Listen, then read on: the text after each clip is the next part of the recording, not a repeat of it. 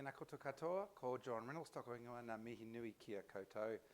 Thank you very much, especially to the Neurological Foundation, to Kim and Emmanuel, who've done all the hard work to get us set up and ready. And thank you to you all for coming along today. Now, many of you I probably know in a previous life, so please do come up and introduce yourself, because I'm terribly face blind. I forget who people are, but you've only got to say a couple of lines like, I remember you from XYZ, and then that should reacquaint us. First thing I'm extremely embarrassed about is I'm wearing the same shirt there that I am tonight. Isn't that terrible? See, that's why we need more money in research, so we can buy more shirts. Right, okay. So what I was asked to talk to you about is Parkinson's disease treatment, what's just around the corner. It's something very dear to my heart in terms of research in Parkinson's disease, as you'll see. But it's not to say that have got other interests in other neurological disorders, as Kim alluded to. So I might say a little bit about them as we go along, depending on time. So just about my research journey. So I just wanted to show you the photo in the 80s of the moustache, just to show you that was really cool back then, wasn't it? Right? A different shirt, thank goodness, yes. So I worked in medical electronics. So when I left school, I actually wanted to be an engineer, but my school in Hawke's Bay didn't prepare me right by telling me to drop the wrong subjects. But anyway, so I went to work in a hospital in Palmerston North, and I think that was, all these things are serendipitous. They're always important to your career path as you go along. So I worked in Palmerston North Hospital, and then I went to Wellington to work in medical companies, medical device companies, and I did that for quite a number of years. I did design and development of some pretty simple medical devices. And it was during that time that I flattered with some nursing colleagues of mine who were great, and they said, "You're nice with people, you should go and be a doctor." And I thought, well, I think it needs more than that. But one of the things is I hadn't done biology or chemistry at all, so I had to go down to Dunedin as an older student and study like Billio to get in. But I'm pleased to say that I did, and here I am now. And my house surgeon years were spent in wonderful Whangarei. When that comes down, you'll see it. And so I was a junior doctor here in Whangarei. Some of you I may know through that pathway. Very busy times back then, very hard work. Not really enough of us doctors back then. I think there are a few more now. And I've met some wonderful people through there, and some of you I would have met through the nursing staff. So it was a very difficult time, but it was a very formative time. Because most young doctors, and I was still young, I was 26 at that time. Was I 26? No, I was 31 actually. 31, I still think that's young. Most people go on wanting to be surgeons and, you know, and physicians and da-da-da. But I actually wanted to go and work in with health for the elderly, and I wanted to work in the rehabilitation side. And I'm pleased I did that, because that really formed what I'm doing now. So I chose to do 2 stints in the rehabilitation unit under Dr. Alan Davis, and that was an amazing time. But I think it also gave me some frustration, because medics can't do a lot for people with neurodegenerative disorders or stroke, etc. We can't do a lot. There isn't much we can do. The people who do all the work actually are the patient, the whānau, the nursing staff, the social workers, the occupational therapists, physiotherapists, social. There's a whole lot more that I can't say, but just by this whole multidisciplinary environment, medics are there kind of to do what they can with whatever medications are available. So it really got me thinking, you know, what could we do better? What do we need to be able to do better? First thing is we don't understand the brain very well. We still don't understand it. We know a lot more than when I started in this pathway, and I've contributed a little bit to that perhaps. And also we don't have drugs that will get in the brain. We don't have a good range of drugs. Lots of things you'll hear about in the paper about, oh, this amazing thing has worked to potentially cure brain cancer. It's been done in a dish. You know, it's not in a live animal or a live human. You don't have the blood-brain barrier thing, which stops good drugs from getting in. And then you never hear about it again. And that must be frustrating for you as supporters, and saying, you know, well, what's happened to this thing we heard about? It's just because it's a tough organ to treat. So I wanted to know more, so I went down to Dunedin to do a PhD. Here's the first shout out to the Neurological Foundation. They are very much in my lifeblood of being a researcher. Without them, I wouldn't have started this, and they're certainly here helping me come up to Whangarei to see my friends and talk to you.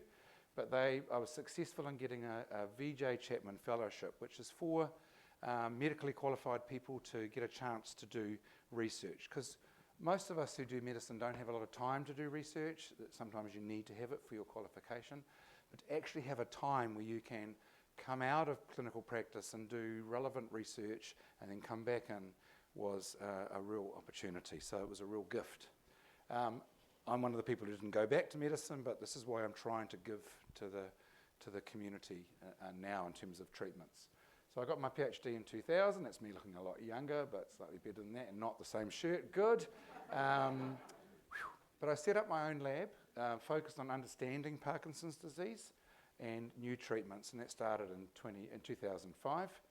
And then to give back to you and to give back to the science community and give back to the Neurological Foundation, I sat on the Scientific Advisory Committee, and what that committee does is it takes the wonderful donations that people like yourselves have given and really decides which researchers, what are the best top value science projects that are coming in, because there's lots of good scientists in New Zealand. There's not a lot of money, but there's a lot of good scientists, and we would allocate that money accordingly and give feedback to those that didn't get it right the first time to try and extend.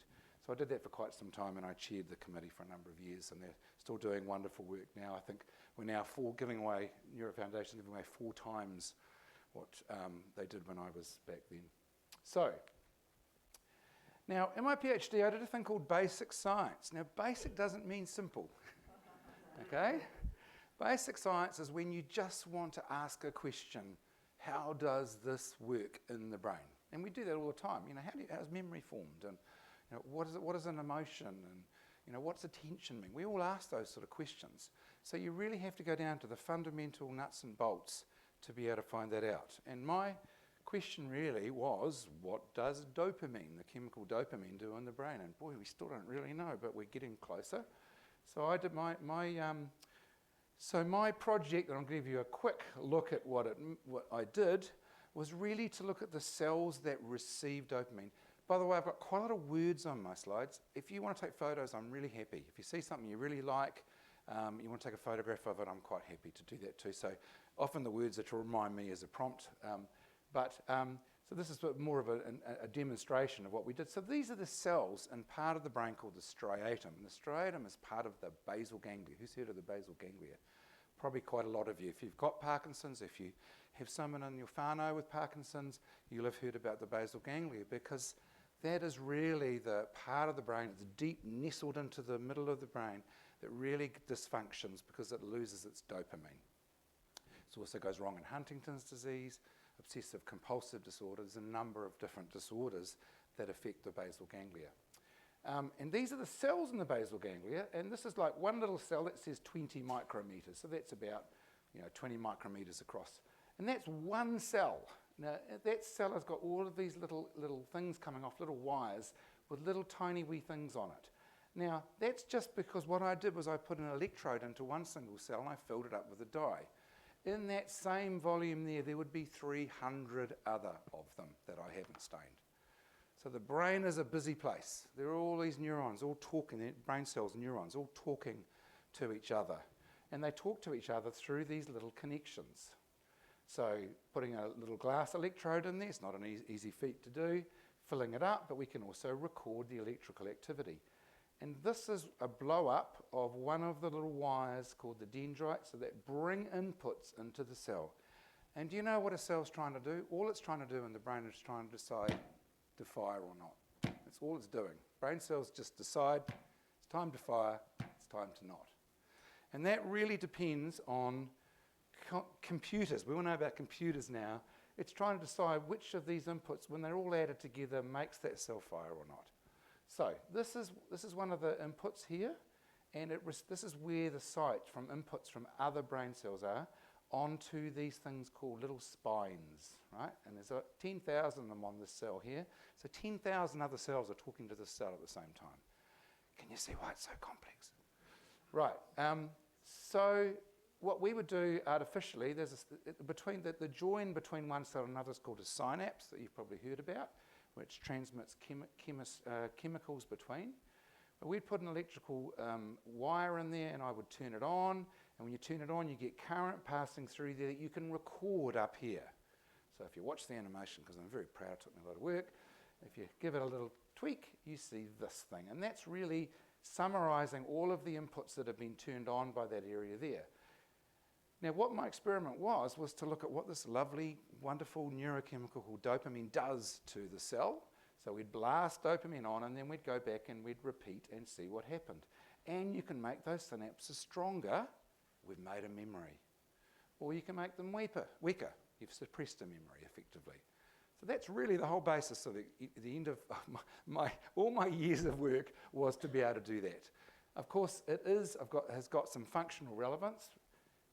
Because what we've learned from this over the years, this was way back in 2000, it's taken us to year 2022, was we found out that dopamine is really involved in altering this memory forming process by changing the strength of synapses only at certain critical times. Now you're going to hear me saying timing a lot. Time is important. Now, you could have told me this. I wouldn't need to do this experiment because you're giving dopamine all the time. Who's got a dog in the audience? How many got dogs, right? Or you've had them or something. What do you do with a dog? Trying to teach it to sit. Sit! It looks at you like, huh? So come on, you give it a wee push on the bum. Sit! Sits down and you go, good boy! And then you give it a treat. The treat is delivering dopamine. So when we get a treat, something good has happened. Drugs and alcohol also release dopamine, but there are other kinds of treats. They hijack the system. But just normal rewarding things, and hopefully there'll be some reward along the way for you watching this, is going to release dopamine. And the dopamine is critically timed. Right, if you said to your dog, if you gave your dog the treat, and then said, sit down, what's he going to do? What does he want me to do? What they will learn is if I stay here long enough, this guy's going to give me a treat. Right? So what we've done with our work is found out that we kind of know that there's critical timing, and that what happens when the dopamine arrives, the brain looks backwards in time. It's actually 2 seconds if you want to know. It looks back a couple of seconds before. What was I doing at that time that made that reward happen? So really all that part of the brain is doing is trying to decide, what do I do to get the best outcome? Right? And that's really overly simplifying it, but that's what we found out. Now that's quite good news for potential treatments for Parkinson's that I'll talk about. But first we really have to look at a bit of unfortunate news really about why treating Parkinson's disease is difficult. Now I'm aware that many of you here will be on some of the drugs that I'm talking about. I don't want you to take the bad news story as meaning it's necessarily going to affect you, but I have to give you the whole story so you understand why we're trying to solve things. So Parkinson's disease is an aging disorder. As we get older, we're more likely to get it. 1 in 100 people over 60 will have Parkinson's disease. We have an aging population. It's estimated that we may have treble the number of people with Parkinson's disease by 2050. That's a lot. One of the grants I wrote to, the reviewers didn't give it to me, and they said it's not a very common problem. I thought I would say that to you because you all appreciate it. It's quite ridiculous. Anyway, numbers may triple by 2050, and it's caused by a progressive loss of these cells that make dopamine. They live down in the base of your brain, and they deliver their dopamine forward into that striatum, where those cells were I showed you. That's where they go. If you were to cut through your brain stem and look at the base of the brain, and somebody with Parkinson's and somebody who doesn't have, you see that in the non-affected brain that you see this pigmented cells, neuromelanin, that we haven't stained it, they just happen to be there, and they are the dopamine cells. When you start noticing the signs and symptoms of Parkinson's, you've lost about 60, 70%. So if you think back when things you started to notice, your writing gets smaller, your voice a bit quieter. Sometimes there's behavioural disorders at night where you're thrashing around. All of those things can happen very early in Parkinson's disease when you've lost about 70% of these cells.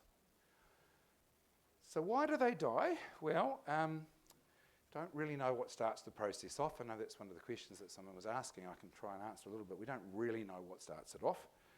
but we do know that there is accumulation of an abnormal form of a protein. That protein is alpha-synuclein that you will have heard about. It is a normal protein. We have alpha-synuclein. They've just worked out what it does in the last maybe 10 years. It's involved in trafficking little things in the cell, so it works really well normally. But something goes wrong, and there's an abnormal form, and what that does is it clumps. It causes all the stuff to clump in, and when you've got a cell that can't get rid of all of the gubbins that are inside it, it dies.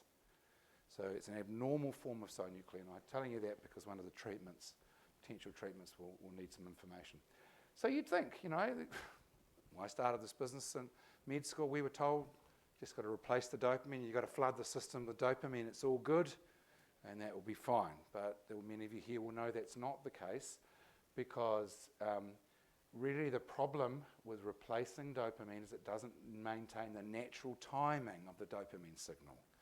That is what we feel is one of the reasons that there is a progression, right, with the symptoms. Because, and I'll tell you why, it's not, don't ever take away that it's because levodopa's, you're getting resistant to levodopa. People say that, it's not true. Levodopa works fine all the way through your life.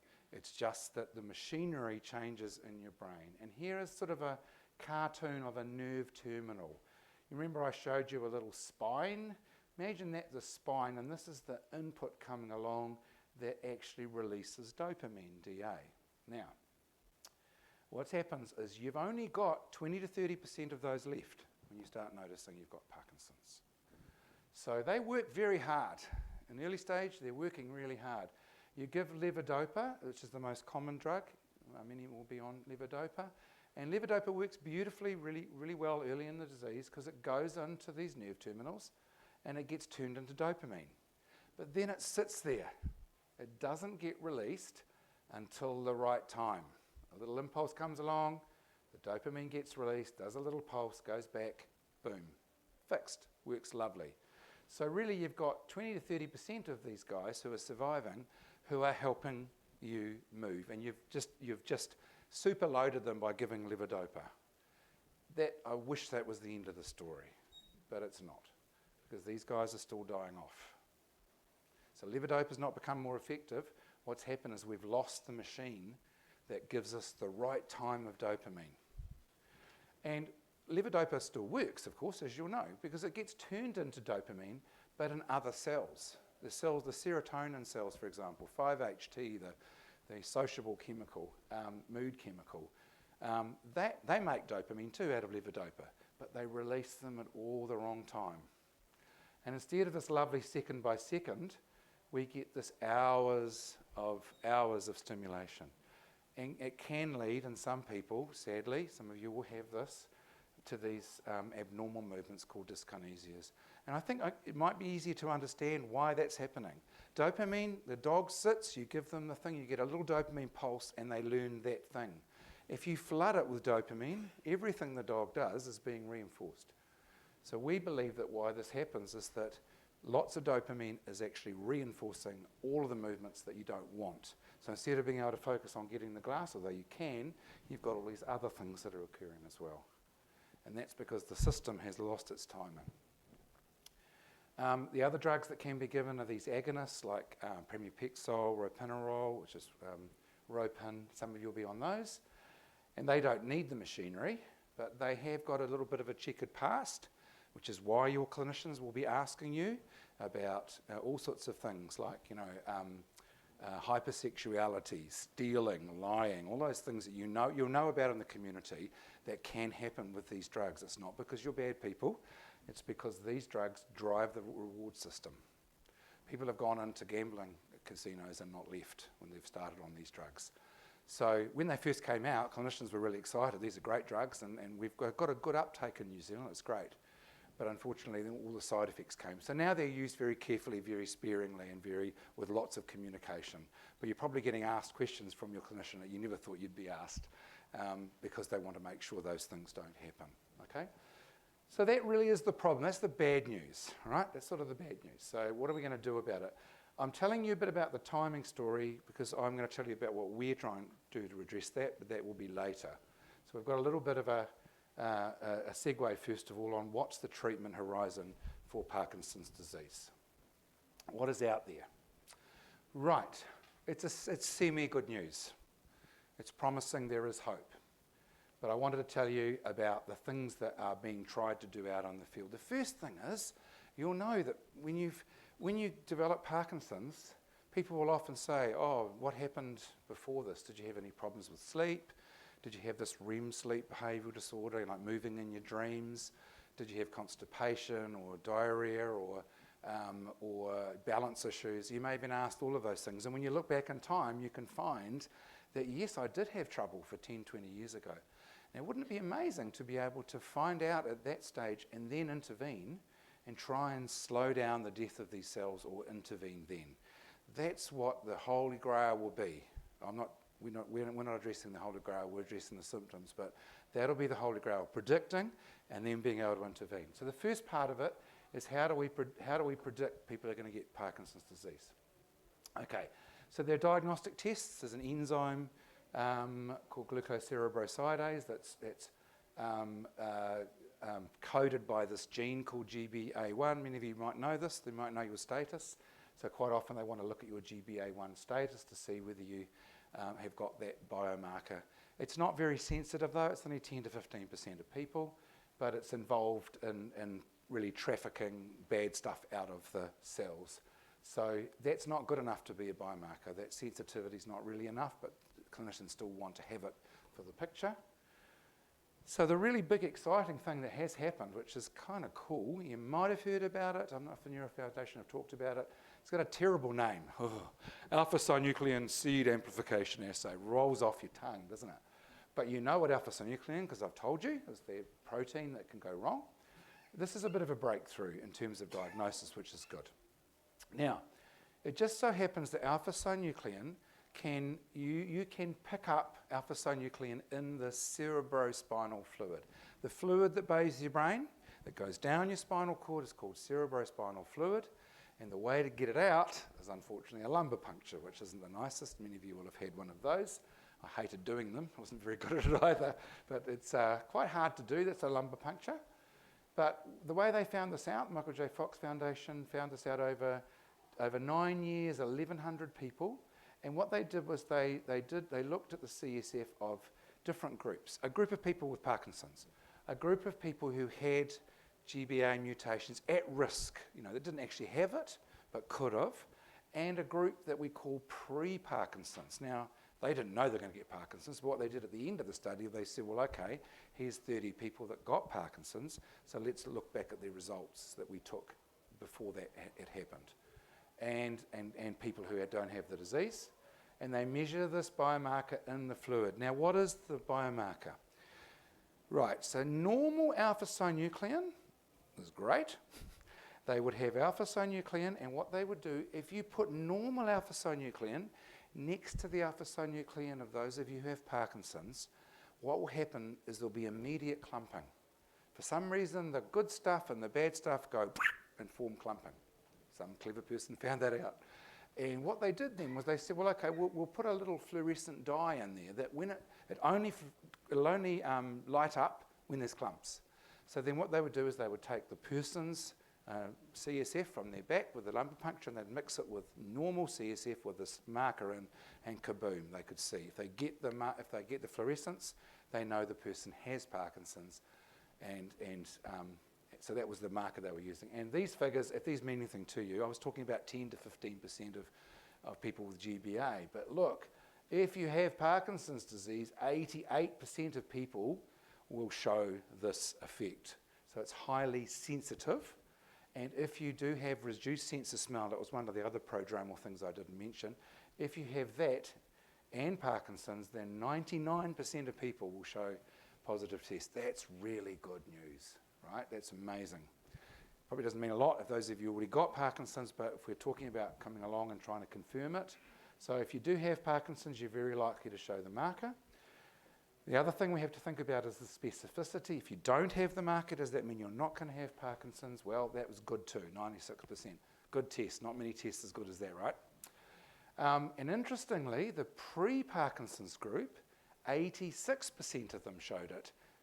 right, way back when early, before they'd even developed Parkinson's. So now I think we have a tool that would enable us to determine whether someone's going to have Parkinson's. Now, why you're not hearing a lot about it, I think, is this. It's a lumbar puncture. And the lumbar puncture is good because it's close to the brain. It picks up cells that are coming from the brain and everything, right? But it's not very easy to do. I don't know if I asked, I don't know if anyone's had a lumbar puncture for this purpose. If you have and you want to share that with me, that would be wonderful to hear later on. It would be interesting because I don't know many people who have had it yet. So it's not a general screening tool yet, and they are looking at trying to have blood tests, saliva tests, nasal swab, and even tears. I think people in Auckland are working on tears. They're never going to be as good as CSF, but maybe they can beef it up. So that's exciting, right, for the future of Parkinson's. But then I was talking to someone about this the other day, and they said, so what's the point of the biomarker telling you if you haven't got anything to do, anything you can do about it? And that is a good point. We have to start somewhere, though. So the other thing you can do, so this is what's in the treatment. So diagnosing it, working it out, replacing the dopamine cells that have died.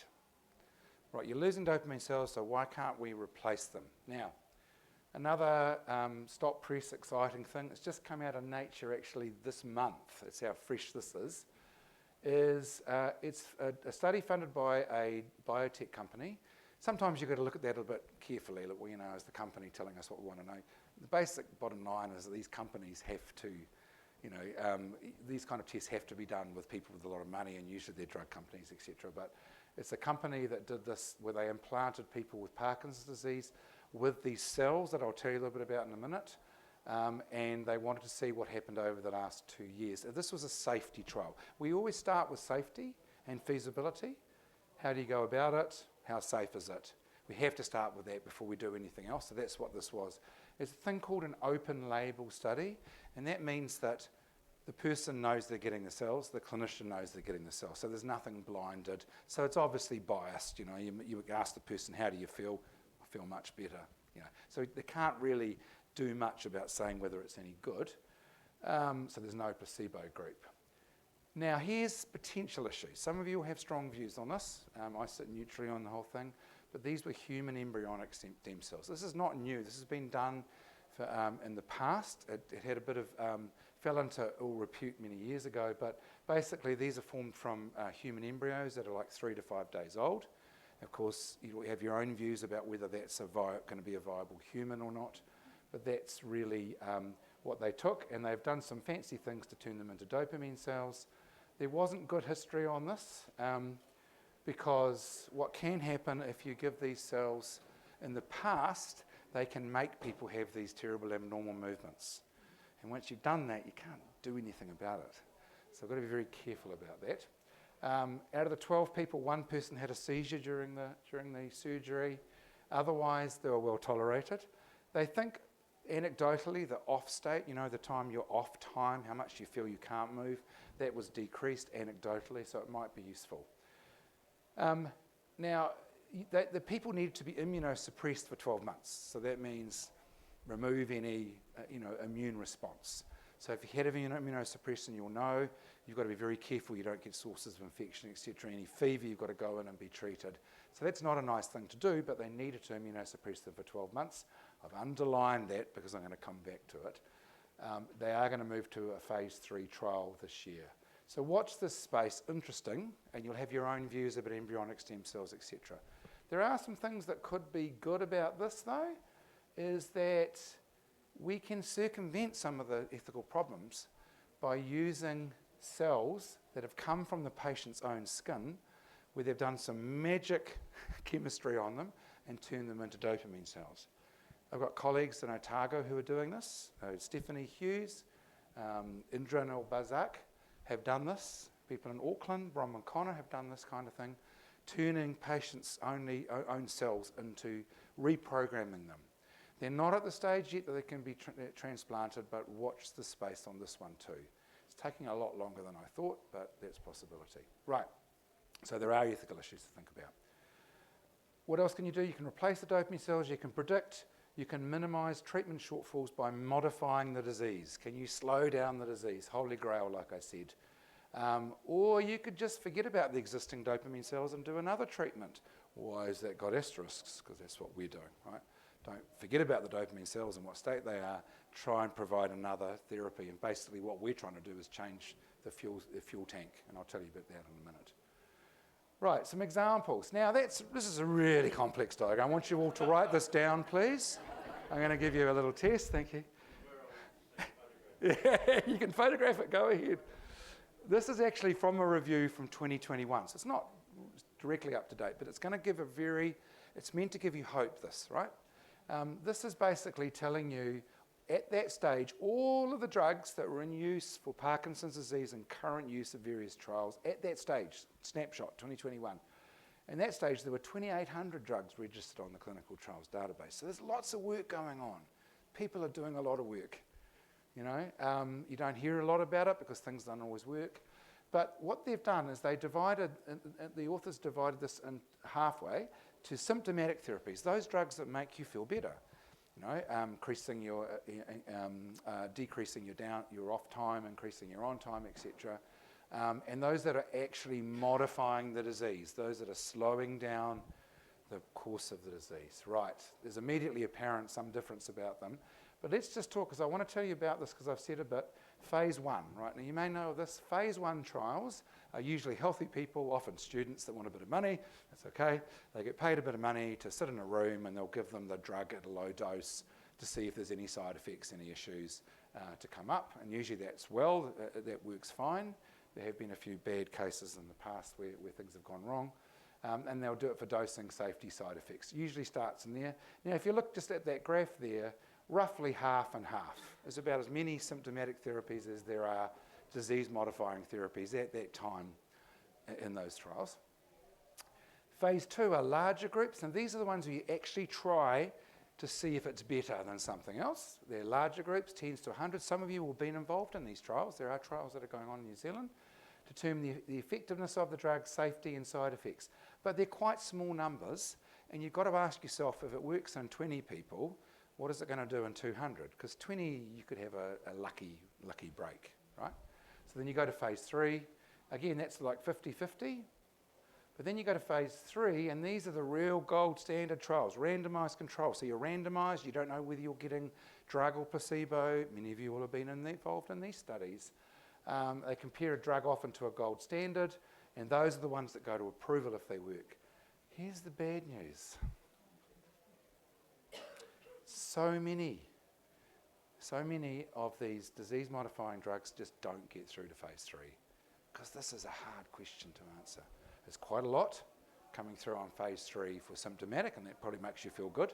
It's usually the clinicians that complain, oh, I want a disease modifier, but you've got the symptoms, you want to feel better, right? So symptom relief, so we've got 90% of them here in phase 3, but only 10% here for disease modification. There's 2 I'm going to talk a little bit about, exenatide and ambroxol, because you may have heard a bit about them. So the point is, though, to give some hope in this, is that there are lots of drugs out there. We're not, you might have the idea that there's no drugs, there's nothing coming through. There's a lot there that's being developed, but they've got a heck of a lot of work to get there before they find their way into your pill cabinet, right? Because we don't want to give something that's unsafe. We don't want to give something that's not going to work, right? Or not going to work for most. There are a few disease modifications in phase 3, but many coming on. So these ones here might be coming through into here at some stage. So that's why we have to have some hope. My view is we don't understand the brain well enough in some of these things, and if we have more basic research, plug for funding basic research, then we might be able to shift more of those through there. We've got a bit of a company out there, haven't we? Yeah, maybe if we could turn the volume up, that'd be helpful. Turn them down. I'm trying. Perhaps if I talk like the voice of, Sorry, was anyone having trouble hearing any of that? Were you okay? All right. Okay, well. So what else? Who's seen this movie, Coffee and Cigarettes? It's a great movie, art house. Who's that? Come on, you old rockers. Huh? No, looks like it, no. Iggy Pop. Iggy Pop when he had hair, right? Some of you knew. And who's this guy? You probably know him. Tom Waits. So this is a movie called Coffee and Cigarettes, and I'm just showing this to exemplify what has been found to be useful in Parkinson's disease? You'll have heard of this, right? Cigarette smokers have got half the risk of developing Parkinson's. If you drink coffee, you can improve your symptoms. If you do that, it might work for some. We are not advising you to start smoking or drinking coffee. But it's interesting because you can actually get sick because of other things that you'll know, stroke, etc., and heart disease. But I just thought it was interesting to show you. All right, but that's not treatment's trial, it just happens to be true. Right, I want to talk about these two disease-modifying potentials. One of them is Ambroxol. Ambroxol is actually a cough medicine, right? Do you ever prescribe this, doctors in the audience? No? It's commonly used for treating respiratory disease, and it just so happens to increase the amount of that enzyme I'm telling you about that's got an abnormality. It increases the good enzyme, so enables you to get rid of some of these things, right? And that's the enzyme coded by that gene. So it's gone to phase 2. It made people 13% better in terms of their symptoms, and now it's going to phase 3. Again, I don't tell you these things so that you run out and buy them. I'm not the clinician advising you. The people who advise you are the ones that you see, but I'm just telling you stuff that's around because it's not through phase 3 yet, so you shouldn't run out and trust it. The other one was a diabetes treatment. This is a bit sad. A GLP-1 agonist. You might have heard about those. There's this drug called Ozempic, right? All of the movie stars are on it. Maybe some of you here, I don't think you can get it for weight loss here. Maybe you can. You can always tell someone that's on it because you look at their face and their face is drawn because their muscles have broken down, not their fat. I don't recommend it as a weight loss therapy, but there are more experienced clinicians in the audience who might. But GLP-1 agonists are really getting a lot of press because they're used for diabetes, but they do reduce inflammation. And part of the thing that's wrong with Parkinson's disease and Alzheimer's is inflammation in the brain. So we have to try and minimise our inflammation if we can. All right. They went through a phase 2 trial which was really successful, run out of England. Some people here may have been on it. Because exenatide breaks down in the stomach, they have to inject it. You've got to inject it in your tummy like you do with diabetes. Twice a day, I think they ran it for 60 weeks and it showed really good results. Phase 3 has just come out in February. I hated to show you that. So 6 months ago I was showing that going, this is exciting, wait, watch. But let's take the positive out of it. It means these GLP-1 agonists, and there are other ones, might be something worth pursuing. I don't know why I went from phase 2 to phase 3. There's a small article in Lancet that came out in February saying no better than placebo. But isn't it good that we do those trials? Because then you're not going to go through having all of this thing with that hope that it's going to get better for you, if it's not going to work. This is an interesting one that's just going to potentially go through into phase 3, and that's immunosuppression with azathioprine. They've found that people who are immunosuppressed, so they've gone to all of the people with immunosuppression, and they found on an epidemiological study that those with Parkinson's actually progressed more slowly, right? So that's interesting. So they're going to do a proper phase 3 study. But what I think is that maybe those cell transplant ones that were done, the people who were on immunotherapy, on immunosuppression, maybe it wasn't to do with the cells, maybe it was the immunosuppression, so I don't know. Again, these are not drugs that you would take lightly. Don't go to your therapist and say, please, I'd like to be immunosuppressed. But it's also very exciting. They're all clues to inflammation, etc., and where we can get down to it.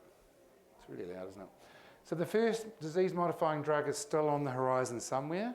But what about non-drug, non-surgical treatments? This brings us to what I am doing. Right. So there's a thing called focused ultrasound. Anyone heard of focused ultrasound? Have you read it? Has it been in any of the communications? Right. We don't have it in Aotearoa, New Zealand. There's none of it here. We have ultrasound that's been used routinely for diagnosis, pregnant women and people looking for gut problems, etc. So some of you will have had ultrasound. I've certainly had one. But this is therapeutic ultrasound. Ultrasound means literally sound high that you can hear, right? So if you look along here, this is like a frequency spectrum, and this is the things that you can use it for. We hear around up to 2, 3, 4, 5 kilohertz. Animals can go much higher. Your dog can hear much higher, and rats can hear 50 kilohertz or something. And then we have the high ultrasound that's being used for diagnostics, in the megahertz. This is the range, the little sweet spot called therapeutic ultrasound, and it's in the hundreds of kilohertz to early megahertz. And it will go, when you get it right, it'll go from your top of your skull deep into your brain, right? So it can be used to do that. It's been used in the past for things like ablating aneurysms before. They've used it for that kind of a thing, but not in the way it's being used now. This is how it's being used internationally, right? So there are no sites in Aotearoa, New Zealand. There are 2 in Australia. There's a few dozen, I think, in the US. I don't know how many in Europe. And there's 1 in England, which I was really surprised there's so few. But basically, it's this form that is commonly used and approved requires you to be locked into an MRI machine. That does not make it very accessible for Aotearoa, New Zealand, because you'll know if you've had to get an MRI, there's a big waiting list. Imagine tying it up for a few hours at a time. I don't think it will happen in New Zealand, and the clinicians seem to support that. But basically, you sit in there and you have this, you'll see a bit more about it in the next slide, but you're sitting against this little transducer. Now, what it's useful for is, it can be used to target a specific brain area, and you can, with that area, you can make a small lesion in the brain. It's going to disappear in a minute. I'm going to disappear somewhere. Right, there we go. You can make a little lesion, a little hole in the brain to reduce tremor, right? And I'll show you that being used in a minute. It's for tremor associated with essential tremor. It's not so good for PD yet, right? The other thing you can do about it, and this is kind of cool, this is the future. Here's the future, the hope. You can open up the blood-brain barrier. It's been done in humans now. It's been done in monkeys and humans. They're doing it experimentally. If you can open up the blood-brain barrier in a certain part just for a little while, you could get big drugs in there, drugs that won't pass. You can treat chemotherapy into brain cancers. You could deliver new genes. So it's being used for try and replace the defective GBA gene. Imagine Huntington's disease. Imagine being able to get the proper gene in there. This is happening. This is just starting. It's really quite exciting. And it's reversible. So they wanted to make sure it was safe. So you'd have it and your blood-brain barrier is permeable for about 6 to 18 hours. So I'm working with some people in Spain who are doing this. The other thing you can use ultrasound for, and I think we are the only ones in the world in my lab doing this now, is you can deliver drugs into the right brain location at the right time. I put asterisks because I think we're the only ones who are doing that. Most people are way behind in the thinking. Right. Now, just to talk about deep brain stimulation, because I'm not going to go too much about it, but deep brain stimulation was designed to replace when they used to make holes in the brain. They used to make holes in the brain with a radio probe and go to try and get rid of tremor and things for Parkinson's. And then deep brain stimulation, well, you don't need to do that. We can put an electrode in there, which is great, and turn it on. And those of you who have it will know when you turn it on, your symptoms go down. And you can turn it off and it might take a little while to get back, but it's not making a hole, which is why it was very popular and very good. The thing, of course, is you need surgery and you can get lead infections and things, and not that many people can have it. Not everybody can have it. It's highly select. I think we're still only doing about 20 cases in New Zealand a year. No, it must be a month, I think. A year. Is it a year? Yeah, because it costs money and we're not most affluent. Right. So, yeah, it is a year. You're right. Thank you. Okay. So I just wanted to mention that there. But let's just show you how this focus ultrasound works, because some of you may end up being candidates to be sent away for it, but I'm not sure it will. MRI machine. This is the photos I took in Spain. This is a stock one. I didn't photograph the person. The ultrasound machine sits here. That's the MRI machine. And the ultrasound machine couples up to the headset there. That alone is about $3 million. The MRI machine is about $3 million. It locks up the MRI machine. I'm not sure we're going to get it unless we get a lot of private money to do it. And you have this frame. Those of you who had DBS would have had this too, a frame on there with some injections. It's not very pleasant. And you lie in there for a couple of hours. But let me show you what it does. This is for essential tremor. Now, my mother-in-law has essential tremor. Those of you who have it, it's really debilitating. It's horrible to have this tremor all the time. As I say, it's not been really considered that good for Parkinson's. So what the idea is, and you might only just be able to see that, there's a little hole that they're making. Here's a video of somebody in Australian site, and he has terrible essential tremor, mostly on his right-hand side, but he's also got it on his left. You have to shave the head. They say pre-op. This is pre-focused ultrasound. Of course, what he can't do with his hand is use it for doing things like drinking. You'll see in a minute, because the stuff just goes everywhere. There we go. So that's what it's like for him all the time. He's had that for 18 years, he says. Okay, pre-ultrasound. I've got to wait till the video, I can't speed it up any quicker, but it'll happen in a minute. He's a very pleasant chap. There's audio. You can actually see this from the web if you want. He says, I can't do this blooming thing. Anyway, then he goes, now, post. He's just had this procedure. He's an hour after, gone. Mind blowing. Now you see the tremor on his left side. They'll never do it both sides. It's very bad. It's like DBS, you can do it. Never do lesions on both sides. Now look. He says, he's just laughing. He says, I haven't been able to do this for 18 years. So that's a real success story. This is the neat thing it can do, but it is making a hole, right? And I've just been looking, I was listening to the neurologist in Auckland who's on a webinar talk about a bit unfavourably about it for Parkinson's, but it is there. What's the longevity? Who said that? Oh, hello. We haven't. It should be, because it's a lesion, it should be lifelong, but there hasn't been enough clinical data yet to know. They've been doing it for like 5 or 6 years, and I think that they should last. They're making a hole. I mean, it's possible you could get fibrosis and you can get it happening again, but I think it probably will be lifelong. Good question.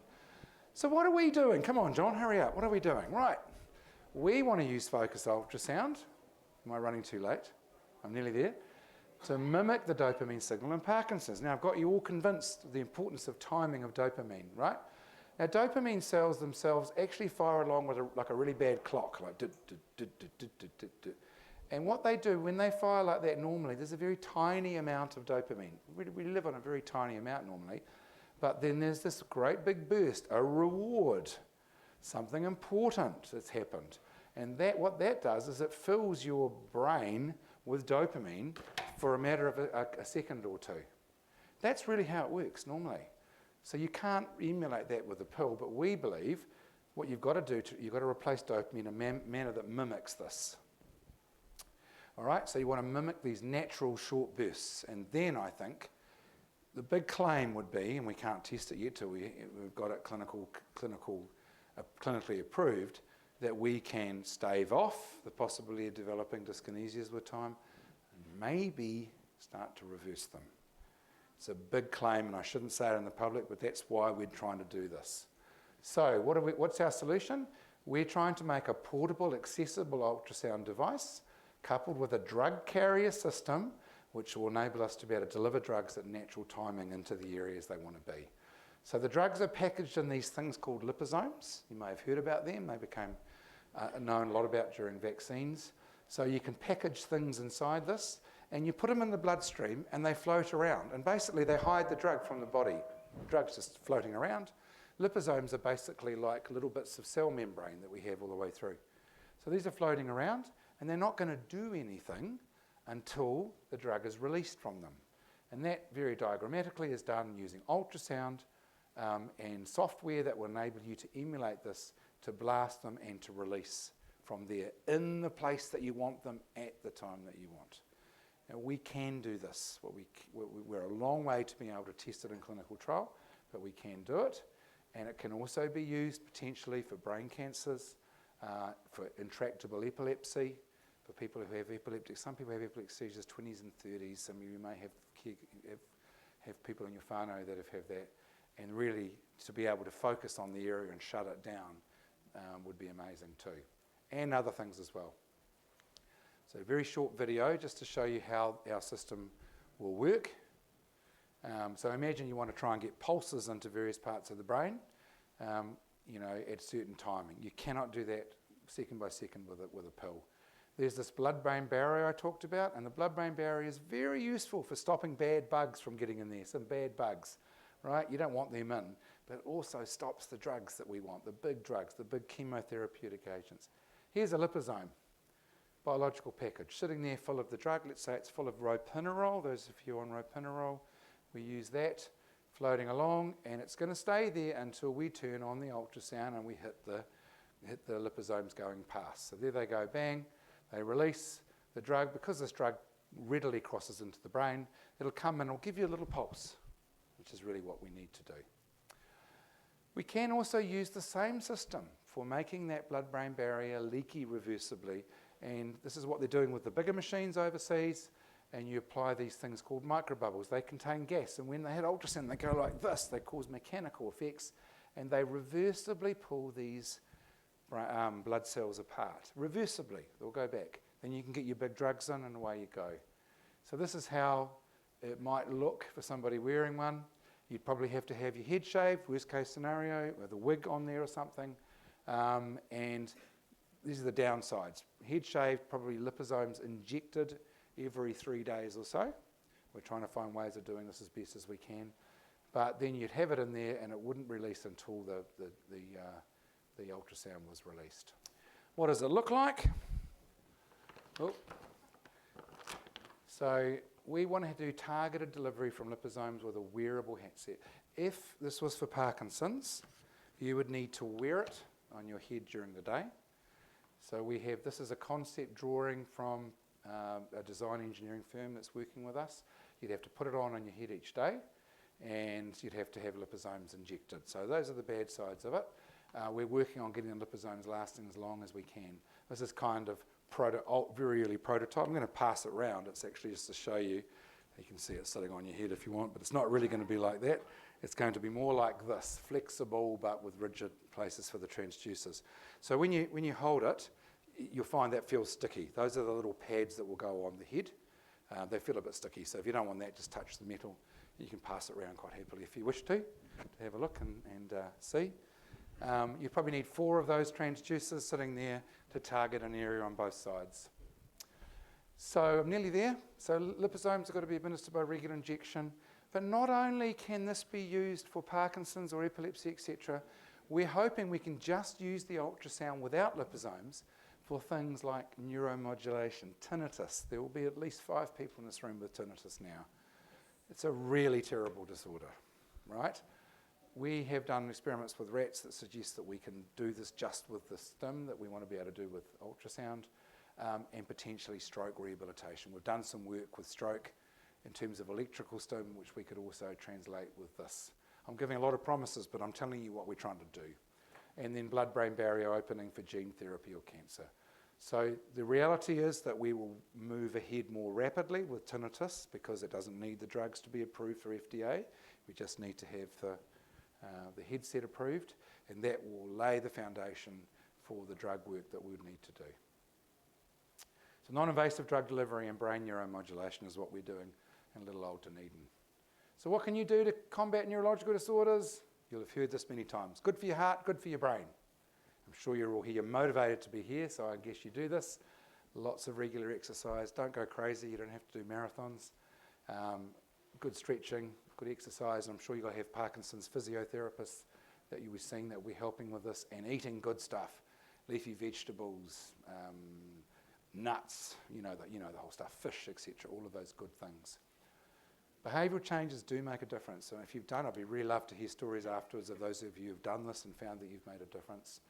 And the other thing you really want to do, and this is a plug for my friends at the NF, is to thank you, is to support the science going on in your community. And community groups will help those living with neurological disorders, because that's what the Neuro Foundation's doing. I'm going to put this just last slide in because people ask me all the time about alternatives. Just be careful about claims without research. That's one of the reasons I went through the whole clinical trials and what you have to do. Because I could tell you, look, I'm rubbing Vaseline on my hand and now I can move it better. And it's probably true for you. Won't necessarily work for other people, and there is a very strong placebo effect. That's why it's frustrating for you as people living with these disorders. Why don't things come through? Because they have to be tested. Treatment needs to be proven to be better than placebo. This is one that some of you will have bought this, don't worry, but there isn't a lot of evidence that this is called, someone would have bought it probably from Australia, Cybix or something. There isn't a lot of proof that this infrared stuff gets into the area that they say it does. There are some trials, but I don't think they're wonderfully right. But don't worry if you've got it. It has some thoughts that it might help neuroinflammation, for example. Good things to come from Neurological Foundation. The other thing is he tangata, people. I hope you think that's a real worthwhile investment. That's me. But also, these 4 people here are all young women, very clever young women, who are all recipients of Neurological Foundation Miller Scholars who came through my lab. They're all working in the health sector or health delivery in New Zealand. So Neuro Foundation have invested in people that are giving back to the community. So really good things too. These are people, there's loads of people, but I did want to just say, without mentioning one, that this is multidisciplinary. We need people from all walks of life. I'm a neuroscientist, I'm not an ultrasound expert. We've got people who are, we've got engineers, chemists, etc., all working very hard on this. And this is really the last one. This has got a point to it. If we start down this end on agents that supply smaller amounts of money, they are essential for us to get through to the big pots of money, to give us the data that we need to go for the big pots of money to be able to do the big things. And Neuro Foundation's very highly in that. So I want to thank you to the funders, and I thank all the staff and students, and thank you to you. Thanks.